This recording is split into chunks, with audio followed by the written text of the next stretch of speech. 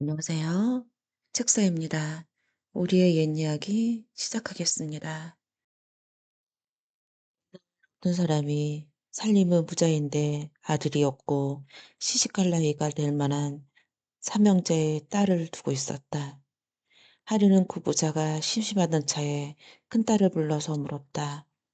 얘야, 이리 오너라.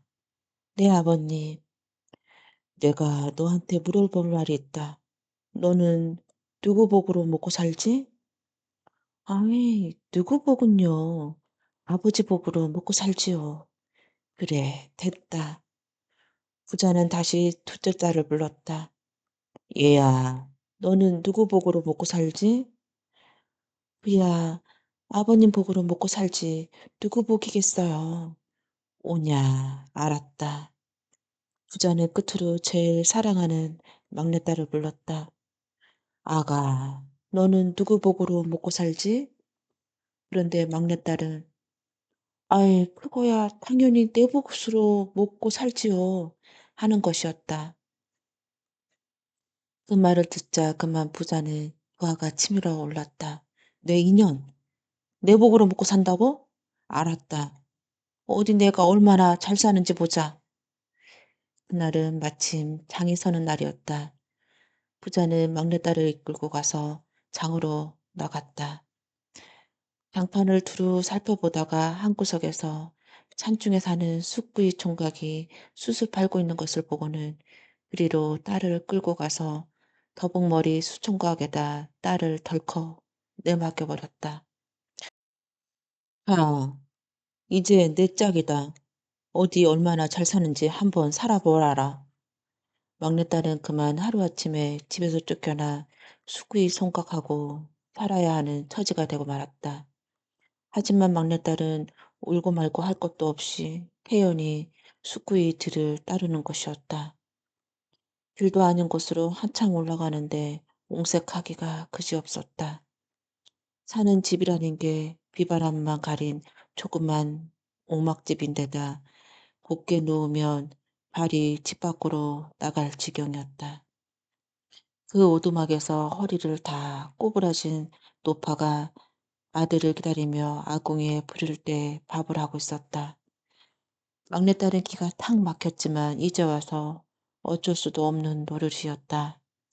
어머니, 제가 할게요. 그러자 허리 꼬부러진 노파가 고개를 떨면서 말했다.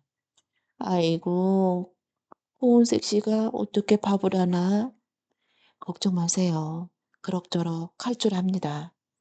이렇게 저녁상을 차려 먹고서 치이고 나니 날이 어두워졌다. 잠을 자야 하는데 방이 딸랑 하나뿐이었다.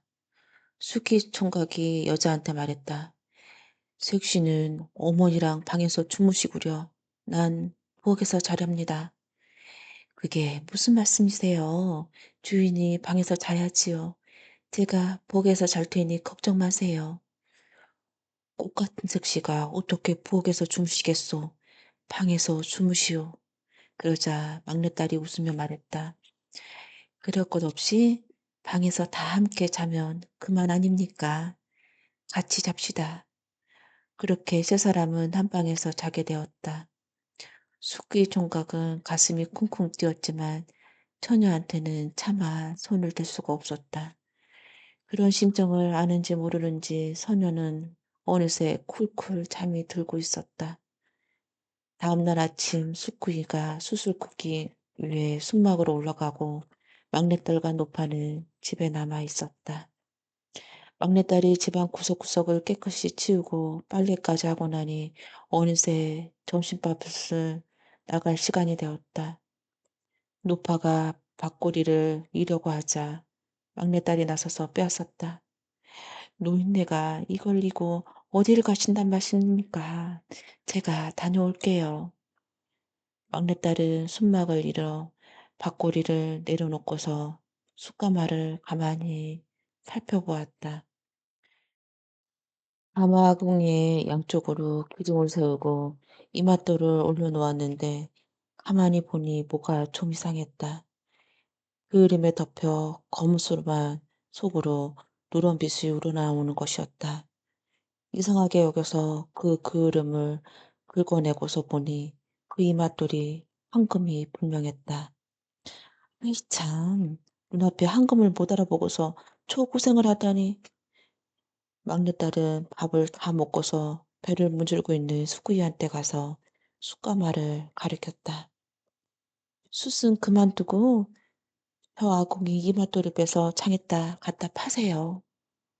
아니, 그걸 빼다니. 내가 온 산을 뒤져서 겨우 마음에 든 걸 찾아냈는데 그냥 믿고서 내 말대로 하세요. 누가 얼마냐고 묻거든 그냥 제 값을 달라고만 하세요. 숙구이는 예쁜 새신말을 거스르지 못하고 그 이마술을 빼서 지게에 짊어지고 장으로 나갔다. 장에다 돌을 내려놓고 한참을 앉아 있었지만 아무도 값을 물어보는 사람이 없었다. 허긴 숙구이가 아니고서야 누가 이런 돌멩이를 사간다. 그럭저럭 때가 늦어서 숙구이가 돌을 치우려고 하는데 어떤 노인이 다가와서 물었다. 여보게, 그 물건 팔 건가? 아, 팔 거니까 내놓았겠죠? 그래. 값은 얼마인가? 따로 값이 있는 물건이 아니니 그냥 제 값만 주시구려. 그러자 노인이 말하였다. 알았네. 물건을 지고서 따라오게. 노인의 집을 이루고 보니 고래등 같은 기와집이었다. 노인이 돌을 내려놓고 값을 쳐주는데 숙구의 눈이 동그랗게졌다. 빗짝에 가득 들어있는 돈을 통째로 실어주려고 했으니 말이다. 이거면 되겠지? 그쵸, 제 값만. 그러자 노인은 덧장에 숨겨놓았던 돈빼미를 하나 더 꺼내서 얹어주었다. 이 정도면 값이 될 게야. 수그의 총각은 돈을 지게에 하나 가득 짊어진 채 오두막으로 돌아왔다. 막내딸은 별로 많이 놀라지도 않고서 돈을 헤아렸다. 다행히 임자를 잘 만났군요. 이게 우리 복이에요. 다음 날 새숙구는 오두막을 정리하고 산기슭으로 내려와 넓은 땅을 샀다.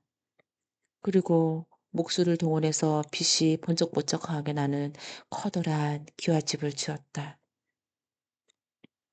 집안에는 귀한 살림도구와 의복, 먹을거리를 두루 갖추었다.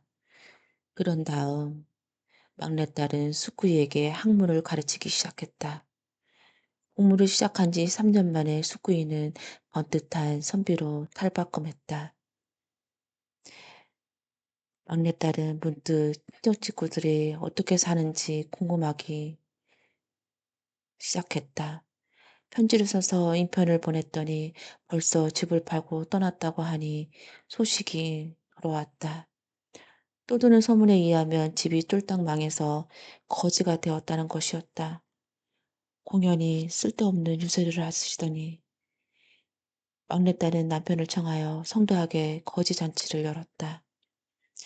나라 안에 모든 거지들이 다 와서 먹을 수 있을 정도로 큰 잔치를 열었다.